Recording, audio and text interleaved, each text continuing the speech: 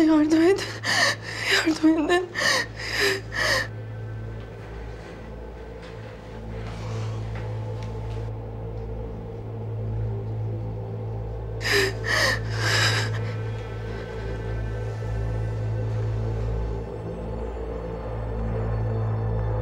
Leyla.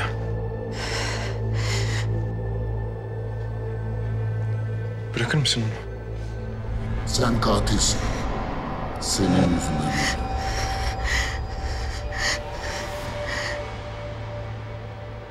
Hadi. Ver onu bana.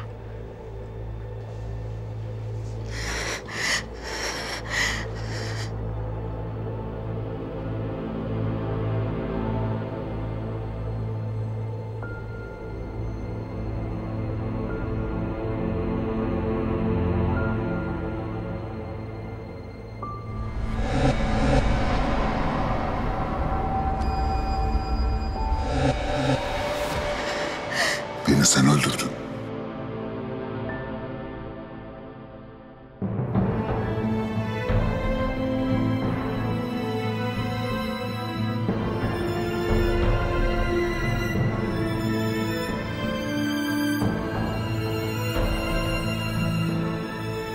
Bandaj. Bandaj! Onu ameliyathaneye hazırlasınlar. 4 ünitede kan getir. Hemen! Hemen hocam.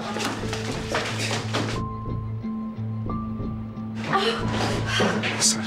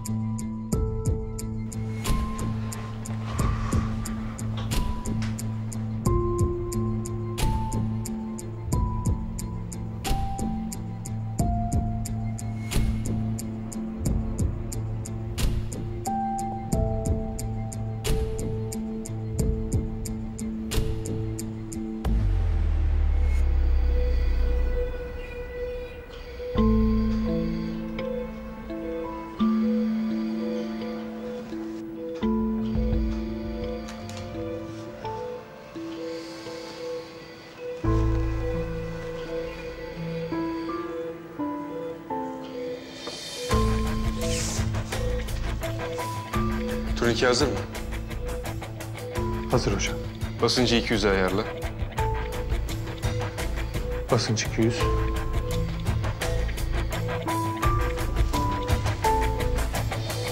Başlıyoruz.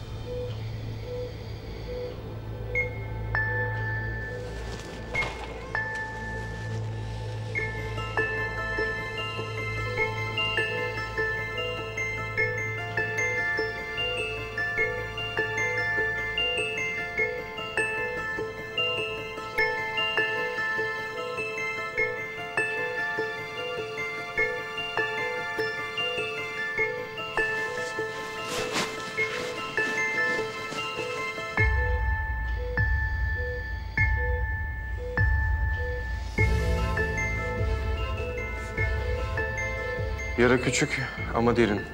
Bir atardamar, bir sinir ve 2 tane tendon.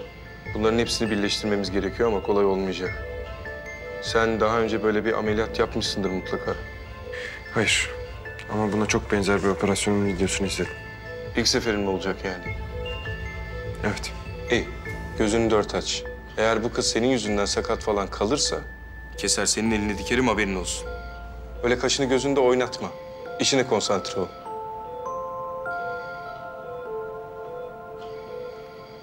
Moskito pens.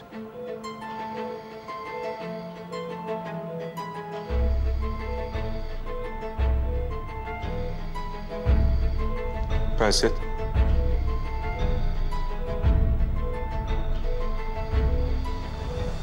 Beş dakika diseksiyon yapacağız.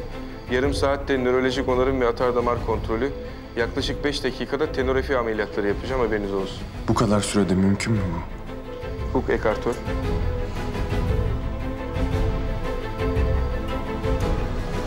Tut şunu. Aspirasyon ucu. İğne.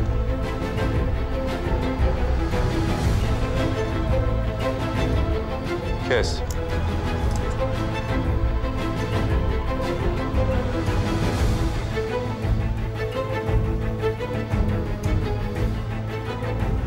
Kes.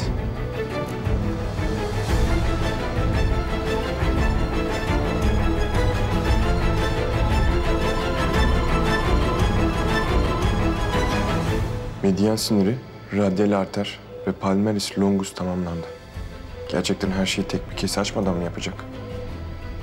Ama daha da önemlisi bu sürede nasıl bitirecek? Kes.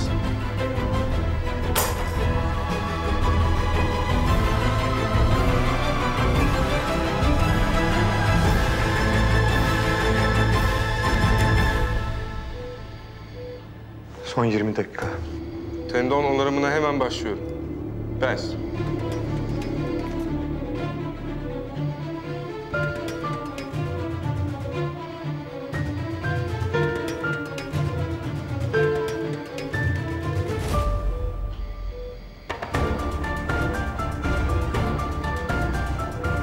Kes.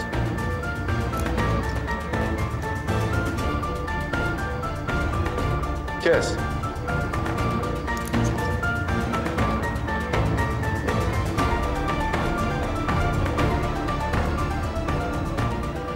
Dikiş ipleri en incesinden. Ben bu yaşımda zor görüyorum ama bu adam çok hızlı. Kes. Kessene, ne bekliyorsun? Benim kesmemden daha hızlı dikiyor. Sanki her gün bu ameliyatı yapıyormuş gibi. Son 10 dakika. Nörolojik rehabilitasyona başlıyorum. Tendon dikimini de aynı anda yapacağım.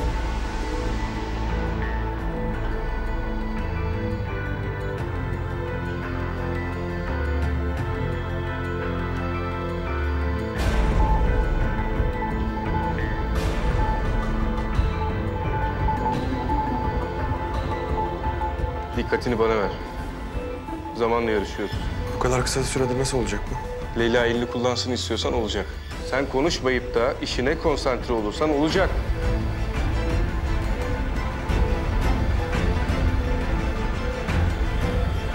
Kes.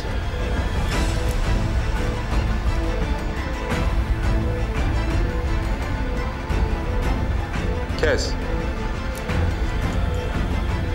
Kes. Buradaki herkes, yani benim dışımdaki herkes gereksiz tek bir hamle yapmadan çalışıyor. Turnike kapansın. Değerler ne durumda? Kanama durdu. Tansiyon %70, oksijen sabit.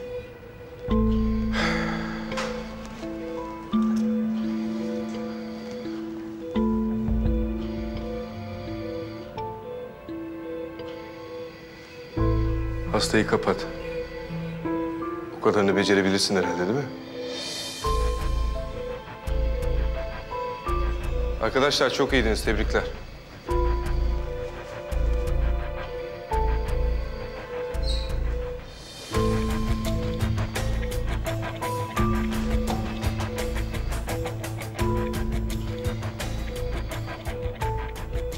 İyi misiniz? İyiyim, biraz başım döndü. İsterseniz Hakan Hoca'ya hemen... Hiç gerek yok. İyiyim. Dikiş ipi.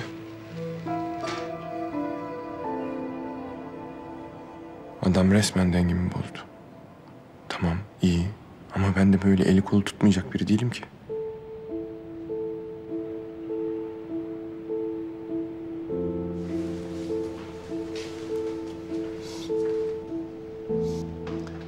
Hakan Hoca yine yaptı yapacağını. Sanki ameliyat olan Ömer Hoca. Ya baksana, dağ gibi gencecik çocuk bitmiş ya. Hakan Hoca'yı biliyorsun. Adamın özgüvenini hüp diye çeker alır vallahi. Gerçi öyle özel bir şey de yapmadı yani. Her zamanki muameleyi çekti ama. Delirtti yani. Ya Ömer Hoca ameliyathanede çok kötü oldu. Bayılacak gibi oldu adam. Tansiyonu falan düştü. Ya belli belli. Baksana, az önce ben ne yaşadım diye kendiyle hesaplaşıyor çocuk.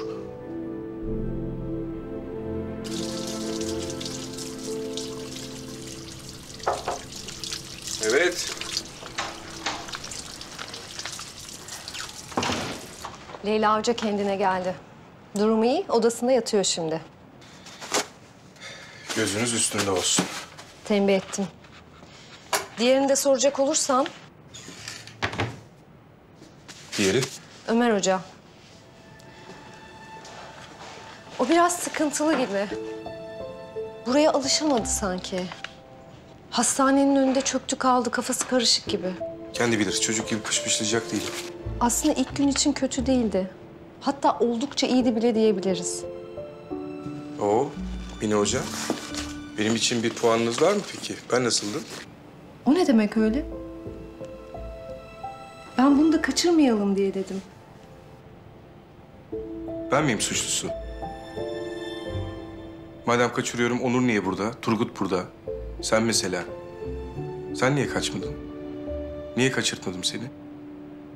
Şartlar bu. Ben de buyum. Ve bu değişmeyecek. İsteyen kalır, isteyen kaçar.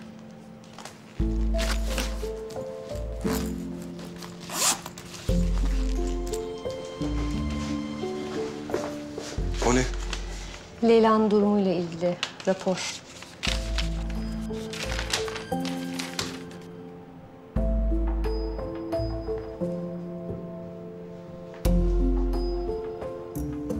Kaza. Kendi bileğini kendi kesti. Kaza mı bu?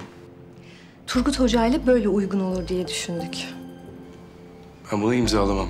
Kimle uygun gördüyseniz onunla imzalayın. Her şey kuralına uygun mu burada? Gizlimiz saklımız hiç mi yok?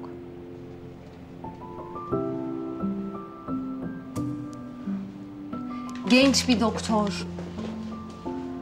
Kaç senedir bizimle birlikte, yetenekli, sevdik de onu. Aileden biri.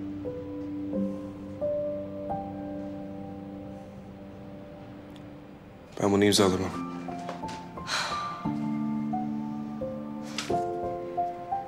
İnat.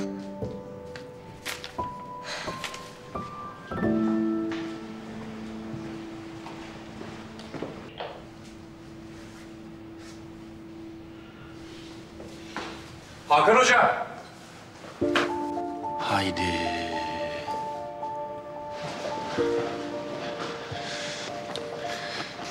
Senin bana böyle davranmaya hakkın yok.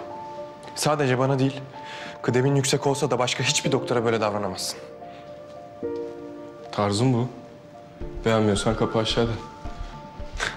Sen tam olarak kimsin ya? Ha? Bu ücra hastanede ne işin var senin? Daha geçen gün elimi kesmeye çalışan bir adamdın sen. Şimdi karşıma çok iyi bir cerrah olarak çıkıyorsun. İltifata gerek yoktu, sağ ol. Sen tam olarak nesin? Ha? Aşçı mısın? Kasap mısın? Acil tıp doktoru musun yoksa bir cerrah mısın? Müfettiş misin oğlum sen? Niye bunları sürekli sorup duruyorsun bana? Yani senin uzmanlık alanın ne? Genel cerrah mısın? Kalp damar cerrahı mısın? Yani ana branşın hangisi? Hayat kurtarıyorum. Uzmanlığım bu. Oldu mu? Ya bırak şimdi bak sana ciddi bir soru soruyorum ben. Ben seni anladım. Sen ameliyathanede içine düştüğün durumdan utandığın için şimdi buraya geliyorsun. Karşıma geçiyorsun ve bir kılıf arıyorsun değil mi? Sen doktorsun. Diploman var. Uzmanlığını almışsın. Ama o otelde yaptığın şey neydi öyle? Trakeası tıkanmış adama defibrilatör kullanmaya kalktın. He? Sapasağlam adamı Tahtalıköy'e gönderiyordum biliyor musun? Ben orada olmasaydım adam mort olmuştu. Ne iş doktor söyle. Sen hala bana patronluk taslıyorsun. Ben okulumdan dönem birincisi olarak mezun oldum, tamam mı? Ha sen bir de dönem birincisisin. Vay be. Kim bilir ikinci ne yapıyor?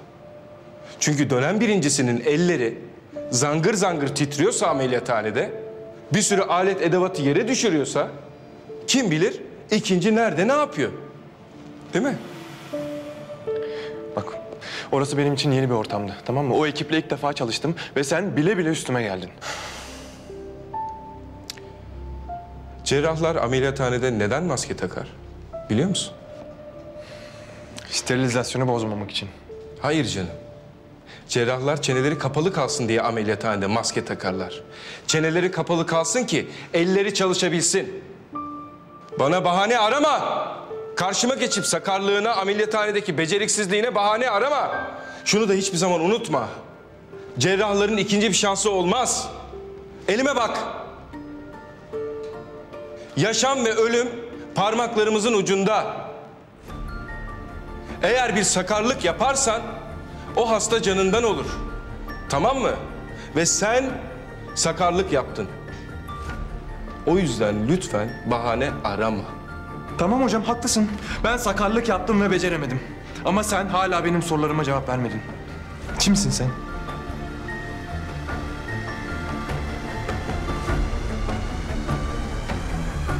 Ben sana ne yapman gerektiğini söyleyecek kişiyim.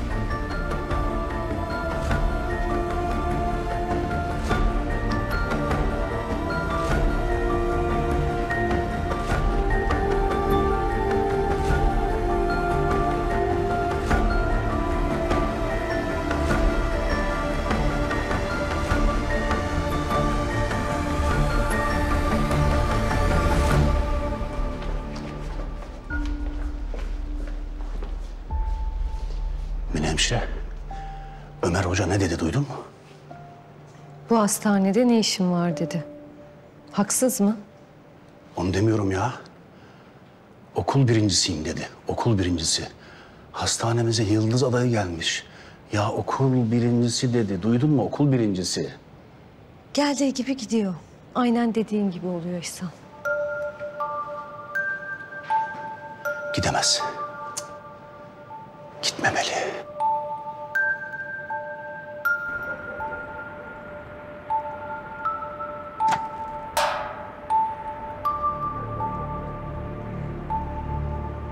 Benim ne işim var burada ya?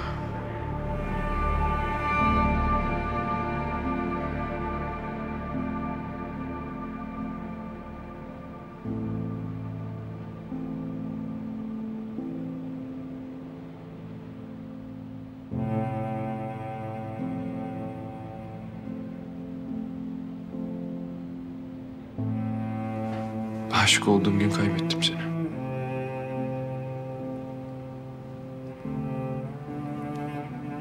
Beş yıl sonra bu tuhaf yerde buldum.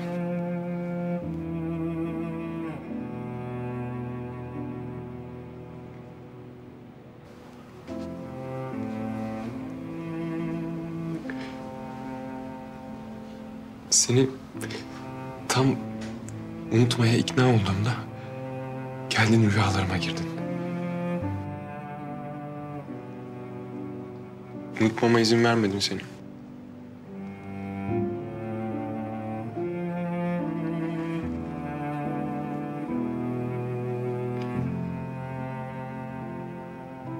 Ben seni her gördüğümde yaşadığıma şükrediyorum.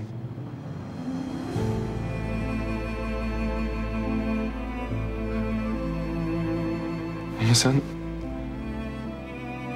beni her gördüğünde ölmek için can atıyorsun.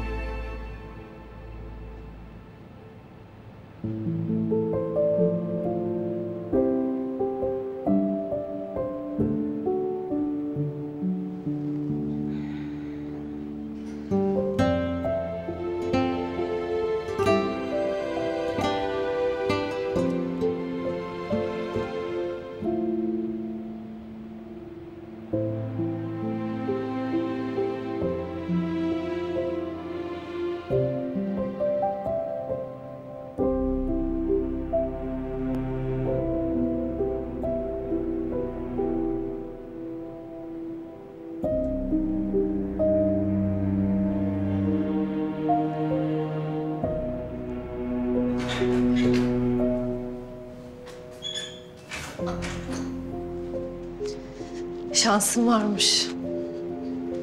Ameliyat iyi geçti.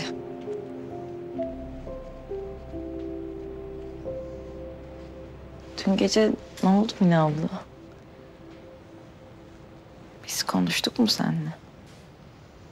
Dün gece Gökçe hemşire nöbetçiydi. Ne oldu? Bir şey mi oldu? Bir şeyler var hatırladığım.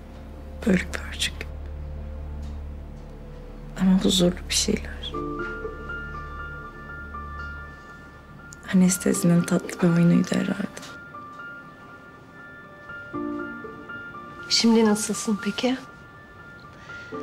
Benimle konuşabildiğin için, yeni bir güne başlayabildiğin için mutlu musun? Yoksa başına bir hemşire mi dikeyim, ne yapayım?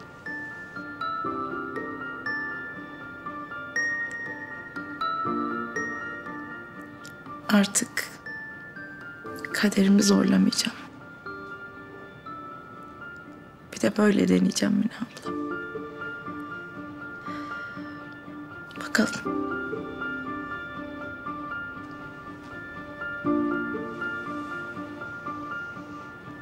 Biz senin yanındayız, merak etme, tamam mı?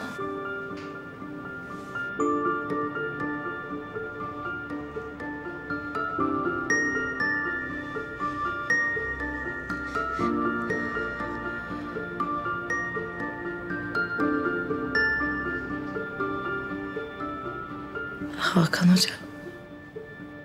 Hakan Hoca çok kızdı mı bana? Sence?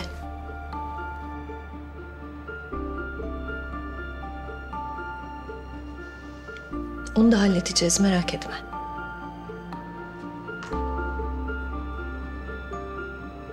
Ne yapayım? Serumdan kurtarayım mı seni?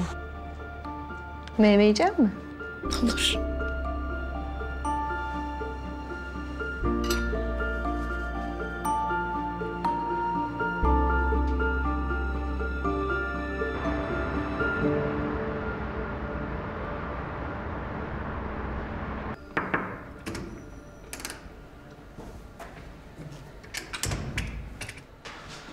Günaydın.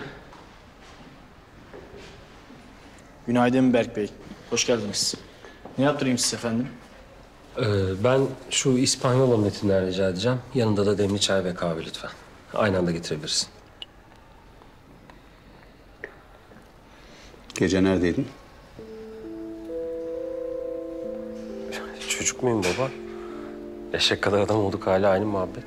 Yanlış anlaşılmasın. Baban olarak değil, patronun olarak soruyorum. Eğer hastaneye üstün başın böyle perişan halde, uykusuz vaziyette gelirsen patronuna hesap verirsin. Tamam, anlatayım. Emre geldi Miami'den. Arkadaşlarla buluştuk. Eve geç döndüm. Biraz uykusuzum. Ama sorun olmaz, merak etme. Bu hastanede işini iyi yapman yeterli değil. Hastalara ve yakınlarına iyi görüneceksin. Onların üzerinde iyi bir intiba bırakacaksın. Benim gördüğümse sadece yorgun bir yüz. Kahvemi içince kendime gelirim. Gençliğini istediğin gibi yaşayabilirsin. Ama bunu yaparken kariyerine heba etme. Şimdi de patron modundan baba moduna geçtik herhalde. Baba modum her zaman açık. Yıl sonuna kadar yapman gereken ameliyatları hesapladım. Günde 2 ameliyat yaparsan kariyer hedefine ulaşırsın. Aslında ben de seninle onu konuşacaktım. Yani nasıl olacak o? Günde 2 ameliyatı arka arkaya yakalamak çok zor.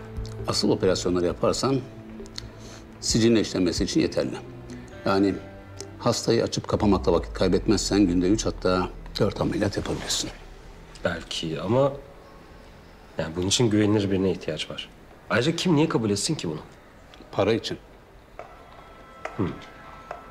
Güvenilir olacak, şu anki işinden memnun olmayacak ve bu hastanede çalışmayı kabul edecek. Dolgun bir maaşa iyi bir hastanede çalışmayı kabul edecek güvenilir birisini bulacağına eminim. Aslında aklıma birkaç kişi geliyor. Çok sağ ol baba. Bunu en kısa zamanda halledeceğim. Senin bu yanını seviyorum. En azından babanı ne zaman dinlemen gerektiği konusunda doğru karar verebiliyorsun.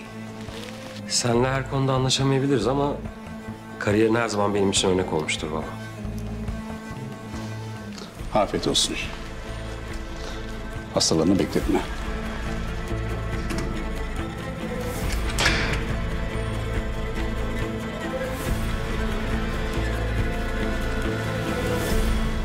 Günaydın. Günaydın.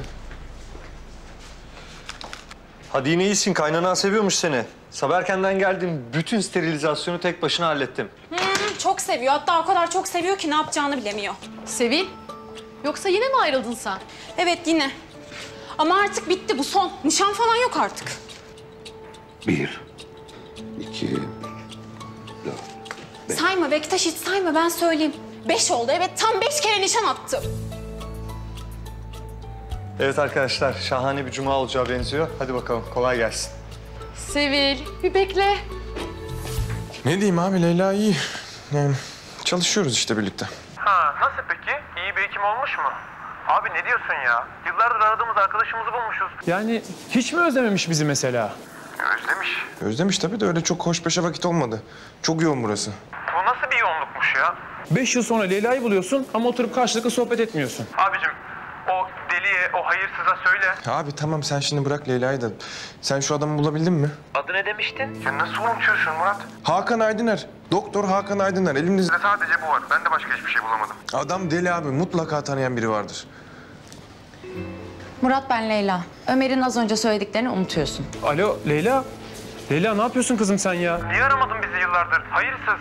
Konuşuruz sonra. Şimdi meşgulüm biraz, işim var. Alo.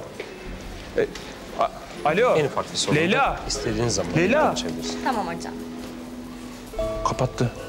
Ya bu kadar artık terbiyesizlik ya. Bizim seninle yediğimiz içtiğimiz ayrı gitmezdi kızım.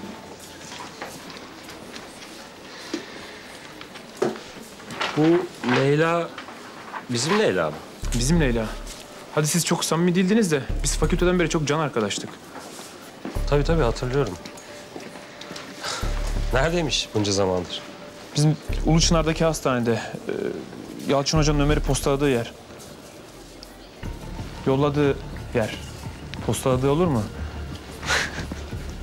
Bu da olmadı, değil mi? Sonuçta biz özel bir hastaneyiz. Yani demek istediğim gerek Yalçın Hocam gerek Bülent Hocam böyle bir karar vermişse vardır bir bildiği. Kahve içelim mi?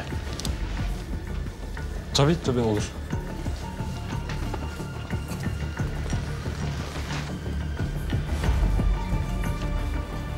Sen neden Hakan Hoca ile ilgili casusluk yapıyorsun ki? Hayır, onunla ilgili bir şey öğreneceksin de ne olacak? Senin istirahat etmen lazım ve dinlenmen lazım. Çok zor bir ameliyat geçirdin. Allah'tan iyi geçti. Ver bakayım. Hakan Hoca'yı sorgulamaya falan kalkma. Sen işine bak. Leyla en ufak bir şeyden enfekte olabilirsin. Bunları sana doktorun olarak söylüyorum. Lütfen zorluk çıkarma ve yatağına geri dön. Zorluk çıkartan sensin. Geçtiğimiz 5 sene boyunca ne kadar çok çalıştığımdan, nelere katlanıp burada yeni bir hayat kurduğumdan haberin var mı senin? Bu ne ki? Neyse, bu benim meselem. Sen beni düşünme. Ve senden bir isteğim var. Burada bu hastanede ne kadar kalacaksın bilmiyorum ama kaldığın dönem boyunca birbirimizi tanımıyormuşuz gibi davranalım. Ya tamam mı? Lütfen. İşle ilgili olmadığı sürece benimle konuşma, olur mu? Leyla bak ben yani... Doktor Leyla Hanım ya da Leyla Hoca. Lütfen. Ha ayrıca demin de dediğim gibi Hakan Hoca'nın geçmişini, özel meselelerini falan kurcalamaya kalkma. O öyle senin kafana göre davranabileceğin biri değil, o özel biri. Anladın mı?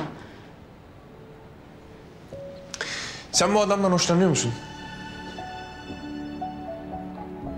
O yüzden mi 5 yıldır buradasın? Hoşlanıyor muyum? Bu kadar basit değil mi? Ne de olsa zaten daha önce de Cenk Hoca ile evlenecektim. Neyim ben senin gözünde? Yetenekli cerrah avcısı falan mıyım? Hemen yaftayı yapıştırdın. Ne alakası var? Ben öyle bir şey söylemek istemedim ki. Deli olan sensin, o değil. Uzak dur benden.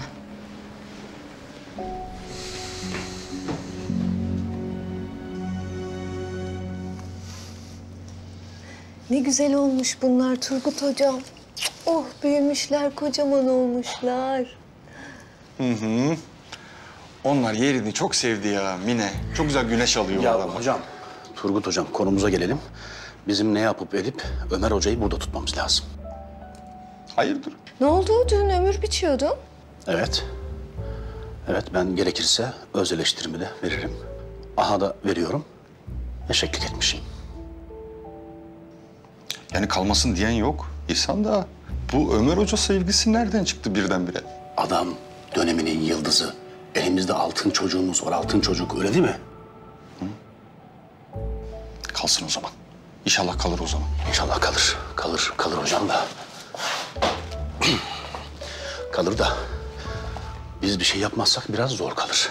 Yani tabirimi mazur görün ama dün Hakan Hoca Ömer Hoca'nın içinden geçti resmen. Yani adama doktor dayanmıyor. Yalan mı? Bizim az solistimiz de Hakan Bey sen. Yapalım o kadarcık nazını çekeceğiz. Ya tabii elbette o cepte. O cepte hocam da. Yani Ömer Hoca gibi yetenekli, başarılı, ödüllü arkadaşlarımızı da kaybetmemek lazım. Yani bizim eksiğimiz ne hocam? Eksiğimiz ne? Ekipman. Ekipman eksiğimiz var. Doğru. Evet var. Ekipman eksiğimiz var. Biliyorum. Ya arkadaşlar konuyu ikide bir de şu ekipmana getirmeyin işte. Elimden geleni yapıyorum bilmiyor musunuz Mine? Kaç defa yazdım Erol Bey'e. Araya insan koymaya çalıştım. Hayır ters de adam çok üstüne de gitmek istemiyorum. Mecbur bekliyoruz. Bekleyeceğim. Biliyoruz Turgut Hoca. Ama ya ameliyat sırasında bir şey olursa Allah korusun skandal olur. Allah göstermesin. Öyle bir şey Allah göstermesin. Her gün 3 defa arıyorum Mine. 3 defa. Yok. Ha bugün ha yarın randevu alıp konuşabileceğiz inşallah bir gün. İnşallah hocam. İnşallah da bakın Ömer Hoca gibi elemanları elimizde tutmak da en az ekipman kadar önemli. Yani insan kaynağı sonuçta ya. Yalan mı? Ben onu bir Hakan Hoca'ya sorayım. Bakalım bu yeni delikanlı hakkında ne düşünüyormuş. Ya Allah aşkına Hakan Hoca'nın birini beğendiği olmuş mu bugüne kadar ya? Yalan mı ya? Yalan mı? Ama benim için de onun fikri önemli İhsan. Bu arada sen de çaktırmadan tatlı tatlı Ömer Hoca'yı buraya sevdirebilirsin mesela. Tamam hocam. Ben de elimden geleni yaparım ama hiç umutlu değilim, haberiniz olsun. Siz şu ekipman işini çok ciddi düşünün.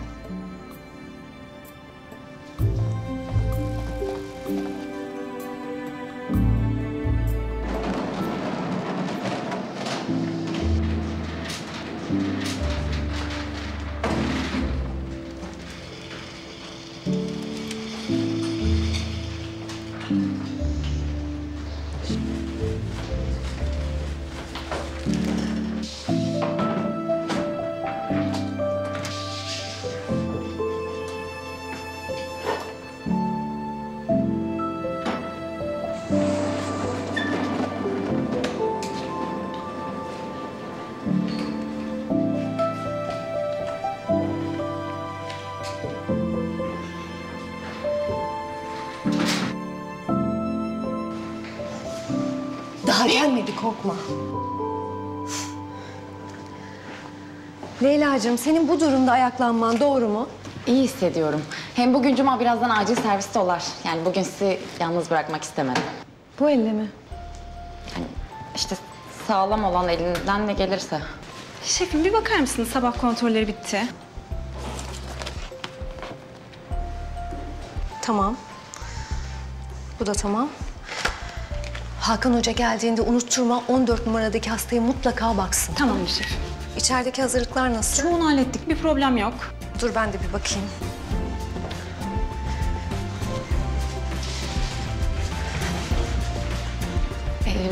Ben ne yapıyorum şimdi? Yardım ediyorum değil mi?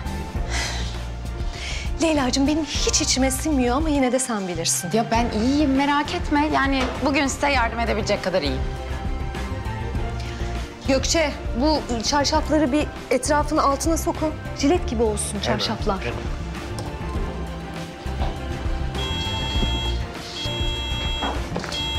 Bu niye ötüyor?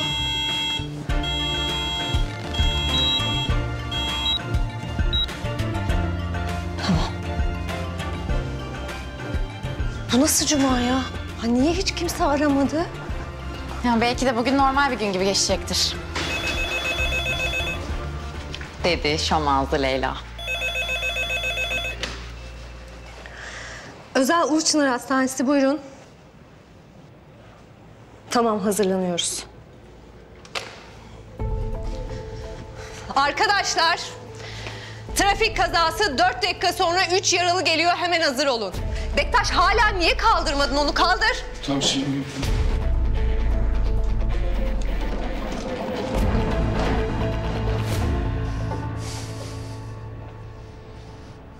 Bak dedi ki 5 dakika içinde döneceğiz dedi. Ne oldu? Nereden baksan 20 dakikadır bekliyoruz. Böyle işte. Ya şimdi hocam senin yüzün dilin çok temiz ya. Bu işler senin başına o yüzden geliyor. Ne yapayım insan? Ben koskoca okumuş, yazmış, doktor bir insanım. Açıp küfür mü edeyim? Yakışır mı bize? Ne oldu? Niye gülüyorsun?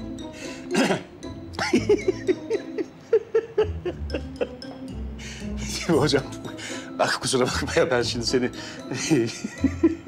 böyle küfür ederken düşündüm de bir gülesim geldi. İyi gülüyorsun, aferin gül. Yok hocam yani şimdi... Ya şimdi demek istiyorum ki yani bazen Hakan Hoca gibi davranmak gerekebilir. Yani onun gibi konuşmak gerekebilir demek istiyorum. Onu şey yapıyorum ya. Ya biz Hakan'la anlaşıyoruz. Çok da seviyoruz birbirimizi. Ama 180 derece farklı insan. Sen de bilmiyor musun gibi insan. Ya tamam hocam, o cepte. Ama yani geldiğiniz şu noktada artık yani bu gerekli diye düşünüyorum ya. Ha ne bileyim yani açacaksınız telefonu hocam. Ben Ulu Çınar Hastanesi başhekimiyim. Ya kaçıncı arayışım kardeşim sizi? Derhal Erol Bey'e bildiriyorsunuz. Bana dönüş yapıyor bak. Beni oraya getirmeyin, benim kafamı bozmayın deyip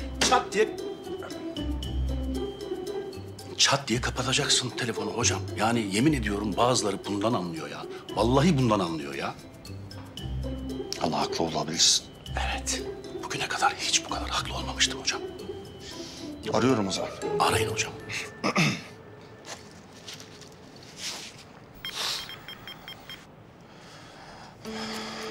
Alo. Ben Uluçlar Hastanesi Başhekimi Turgut. Evet o benim. Daha kaç defa arayacağım kardeşim? 10 numara gidiyorsun hocam, 10 numara. Devam. Hemen Erol Bey'i bağlayın bana. Bak gelirim oraya bak. Tamam. Tamam bekliyoruz. Nasıldım? Çok iyiydin hocam. Çok iyi konuştun da karşı taraf ne dedi? Biz size döneceğiz dedi. Evet. Evet. Kahve mi içeyim? Yok hocam ben gideyim. Bir ekibe bakayım. İnşallah dönerler hocam. Kolay gelsin. Sağ olun hocam. Sağ olun.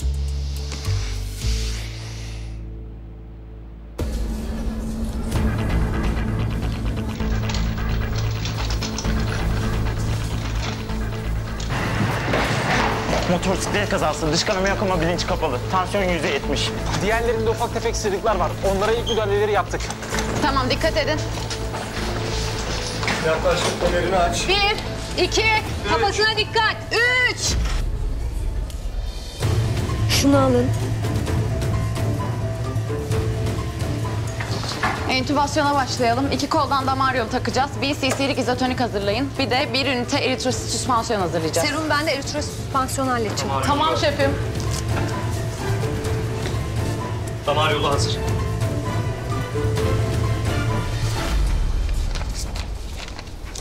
Ömer hocam günaydın. Günaydın. Nasıl bugün iyiyiz değil mi? İyiyiz. Maşallah bomba gibiyiz. Ya canım gençlik başka oluyor ya.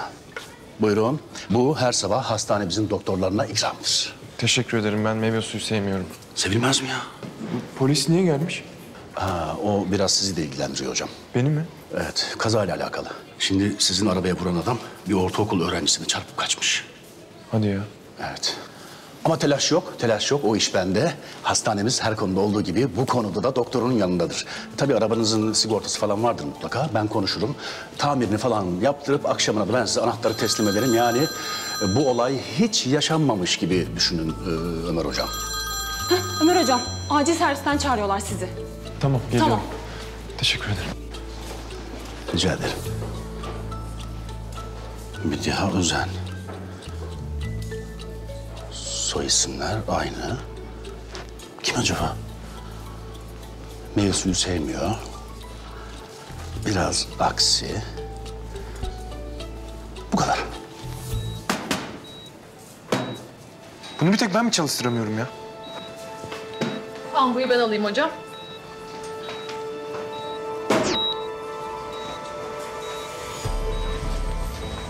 Hemoperitoneum var. Hemen ameliyat etmemiz lazım. Yapar mısınız? Velisi geldi mi? Yoldalarmış. 1 saate burada olacaklar. Yani o kadar zaman kaybedersek iç kanamadan şoka girebilir. Velisinin izni olmadan ameliyat yapamam. Biraz daha zaman kaybedersek sorun çıkabilir. Senin bu halde ne işin var burada? Dinlenmen gerekmiyor mu senin? Lütfen çıkar mısın? Hastayla ben ilgileneceğim. Ben gayet iyiyim. Hastayla ilgilenebilirim. Ayrıca bu çocuğun hemen ameliyat olması lazım. Ameliyat kararını genel cerrah verir ve emirleri ben veriyorum. Velisi gelene kadar bekleyeceğiz Doktor Leyla Hanım.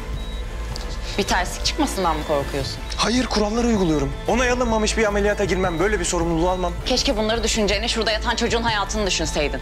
Bak eğer dediğin gibi yaparsak ve işler ters giderse, yani sonucu kötü olan vakalarda davalık olan bir sürü doktor gördüm ben. Ayrıca burada yeniyim ve kalıcı değilim. Bu hastane için böyle bir riski almayacağım. Şaka mısın sen ya? Hayır, sadece kuralları uyguluyorum. İyi halt ediyorsun. Hıyar. Leyla Hıyar Hoca. mı? Ömer Hocam. Arayacağım ben seni. Kapat. Ne dedin sen Kaybedecek bana? vakit yok hadi. Ameliyathaneye götür. Hayır, kimse dokunmaz. Kim? Ömer Hocam. Sen benim hastama nasıl dokunur? Benim hastama... Leyla Hoca ne demek benim hastam? Kesin! Hey!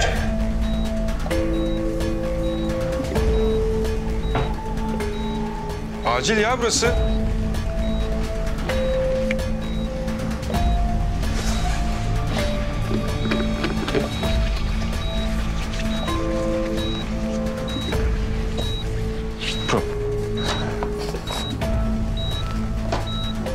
Buyurun hocam.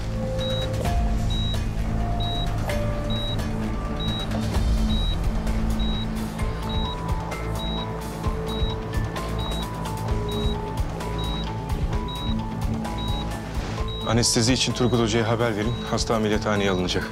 Tamam hocam. Sen değil Leyla. Sen. Neyi bekliyorsun? Hadi oğlum. Hocam ben gayet iyiyim. Ben sizinle ameliyata girebilirim. Leyla dışarı çık. Hocam iyiyim ben, bir şeyim yok. Yani elimden geldiği kadar her şey... Dokunma hastaya!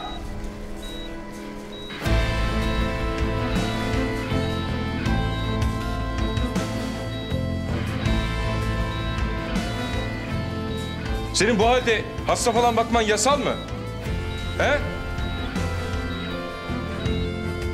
Ben sana bu halde hasta falan baktırmam. Sen kendine zarar vermedin mi? Ruh sağlığıyla ilgili kapsamlı bir rapor görmeden böyle bir şeye izin veremem. Hocam... Leyla, sen kendine zarar verdin. Kendine neşter salladın. Ve ben kendine neşter sallayan birine güvenemem. Ve güvenmediğim biriyle de ameliyathaneye falan girmem. Anladın mı? Hadi çık dışarı. Ha bir de çocuk gibi ağlayacaksın yani. Hakan Hoca.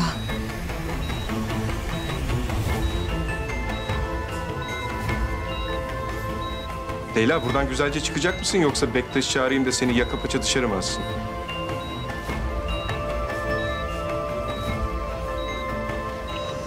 Leyla. Çık dışarı!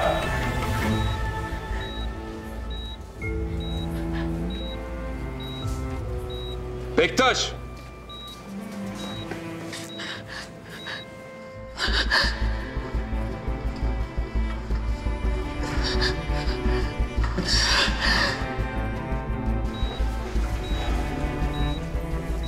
Sedyeyi getir. Evet, ne yapıyoruz söyle. Leyla Hoca'ya biraz sert davranmadınız mı? Dediklerinizde haklı olabilirsiniz ama buna siz karar veremezsiniz. Bunun için bir heyet raporu gerekiyor. Tamam, anlaşıldı. Sana da lafım geçmeyecek. Sana başka bir görev vereceğim. Al hastayı. Marşonu çıkar. Serumu da al. Bir saniye. 1, 2, 3. Sevil, Gökçe, Onur'la birlikte aşağı inin. Turgut Hoca'ya haber verin. Hastayı ameliyathaneye alın hadi. Yalnız çocuğun ailesine henüz haber vermedik.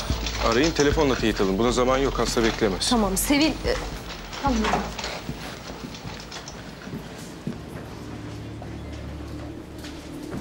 Sana gelince... Sen emir almayı seviyorsun belli ki. Ben sana şöyle güzel bir emir vereyim. Bugün acilde nöbete kalıyorsun. Bu ne şimdi ya? Az önce acil hocasını Leyla'yı gönderdim. O yüzden nur topu gibi bir boşluğumuz oldu. O boşluğu da seninle kapatacağım. Çünkü bugün cuma. Buralar biraz şenlikli oluyor. Nöbet listesinde adım yok benim. Yok mu? Yapma ya. Ne yapalım o zaman? Artık var. Çok akıllıca.